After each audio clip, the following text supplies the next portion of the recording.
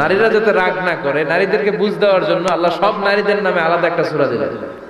সূরার নাম, তার মানে আল্লাহ নারীকে খুশি রাখতে চায়, বিশ্বনবীও নারীদেরকে খুশি রাখতে চায়। আমার অনেকে বলে, হুজুর আপনি নারীদের পক্ষে কথা বলেন বেশি। আমি সবার পক্ষেই বলি, যার যেটা অধিকার তাকে সেটা দিতে হবে, ঠিক কিনা? নারীরা সম্মানিতা, তাদেরকে সম্মান দিতে হবে। বিশ্বনবী তাদেরকে সম্মান দিতেন। মায়েশাকে বিশ্বনবী সবসময় আগে সালাম দিতেন। সুবহানাল্লাহ পড়ে। খাদিজা রাদিয়াল্লাহু তাআলা আনহাকে আল্লাহ তাআলা আরশের উপর থেকে সালাম পাঠিয়েছেন। এজন্য নারীদেরকে সালাম দিবেন বেশি বেশি।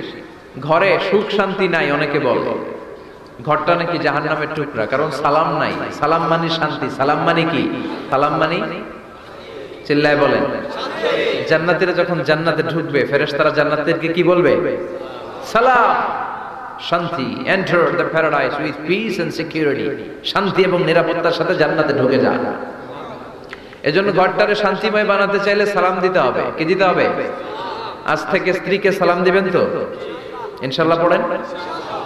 আমার মাইকের আওয়াজ যদি বোনদের কানে যায়, মাদের কানে যায়, আপনাদেরও বলি, আপনারাও আগে আগে সালাম দিবেন। এই দৃশ্য বাচ্চারা দেখলে বাচ্চারাও সালাম শিখবে, ঠিক কিনা?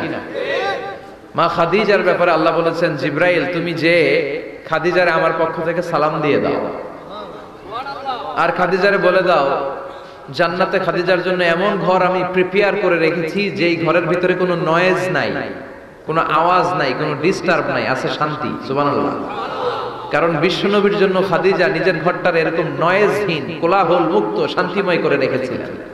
বিশ্বনবী কোলাহল পূর্ণ দাওয়াতি কাজ শেষ করে যখন ঘরে যেতেন, কলিজাটা ঠান্ডা হয়ে যেত। বিশ্বনবীর জন্য এমন একটা ঘর রেখেছিলেন মা খাদিজা, ওই ঘরে বিশ্বনবী যখন প্রবেশ করতেন, বাইরে যত মারপিট হয়েছে, মারামারি হয়েছে, কাফেরদের যত অত্যাচার সহ্য করেছে, ঘরে ঢোকার সাথে সাথে নবী সব ভুলে যেতে। এত মায়া, শান্তি, প্রশান্তির ঘর খাদিজা বানিয়েছিল। এজন্য আল্লাহ বলেছে, জিব্রাইল খাদিজারে বলো, খাদিজার জন্য এমন জান্নাত আমি রেখেছি যে জান্নাতে কোনো সাউন্ড নাই, আওয়াজ নাই, ডিস্টার্ব নাই, কোলাহল নাই, কোনো নয়েজ নাই। চিল্লায় পড়েন আল্লাহু আকবার।